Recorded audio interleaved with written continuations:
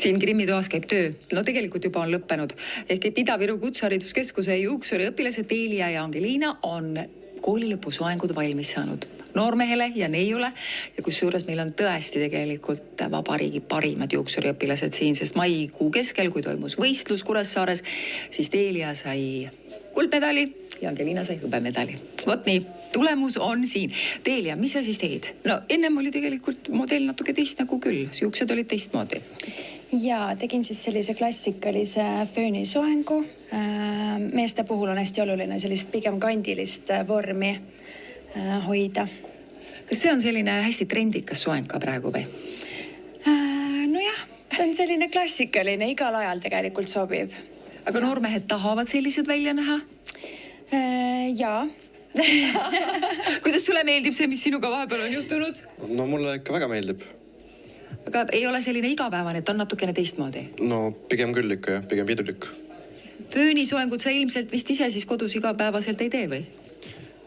Ikka ei tee, pigem rohkem lõikan, aga no mulle küll väga meeldib. No võt, kui lõpupidu tuleb, siis on sul juba olemas see, mida sa tahaksid ja saad juuksurile öelda, et vot seda ma täpselt tahangi.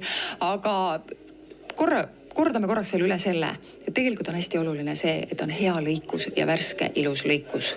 Ja, just. Pigem on oluline meeste puhul, et oleks selline ilus lõikus ja siis saab igat moodi sättida, saab ka ise, siis saab klient ka kodus ise juukseid sättida ilusti.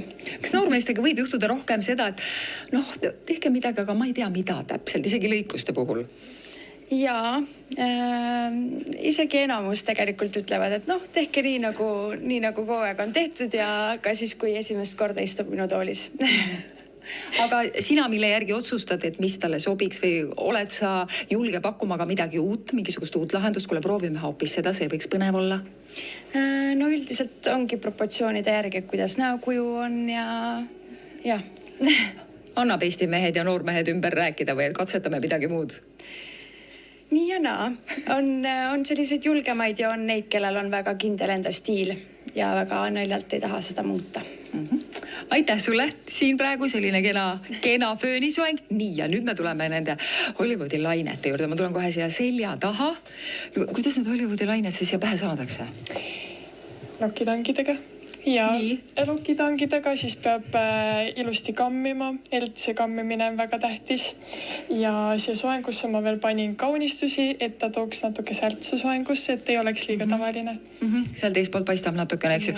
Kas sa saad näidata nende lokitangidega, kuidas sa neid laineid siia tegid ja kas seda on võimalik ka ise kodus teha või pigem on see ikkagi selline juuksuri ametioskus? Teate, Hollywoodi laineid ja pigem juuksurioskus, et päris endale vist tegema ei hakka.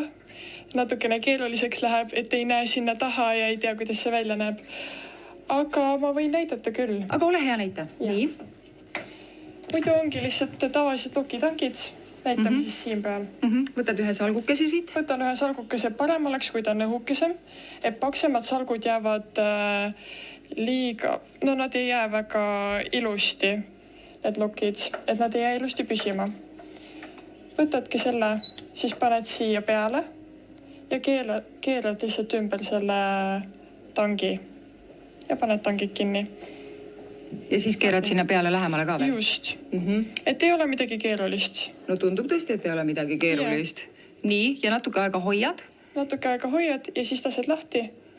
Ja sa võid isegi siis panna klambriga kinni, lasta ta natuke jahtuda. Sest kui sa lased kohe lahti ja hakkad kammima, siis lokk ei jää justesse kinni. No igal juhul see võtab kõik aega, et see ei ole päris selline 5 minuti lugu, eks ju. Ja endale on ilmselt vist lihtsam keerata, vabandust, selliseid lokke nagu sinul siin ees, eks ju, et siis sa näed paremini, sa selja taha lihtsalt, kui sa ise hakkad endale soengut tegema, hästi ei näe. Aga lihtsalt kõige tähtsam lokkide juures on see, et sa teeksid lokid enda näo juurest eemale. Mitte kunagi ei tohi teha näo ette, sest et ta ei too nägu ilusti välja. Kuidas selle laki pihustamisega on? Pigem vähem, rohkem, mis aitab soengul püsida, sest kui hommikul teha soeng valmis, no pidu võib kesta järgmise hommikuni 24 tundi. Aga alati on rohkem, parem, võt. Selge, ja kui lakk läheb pähe, siis enam ei kammi?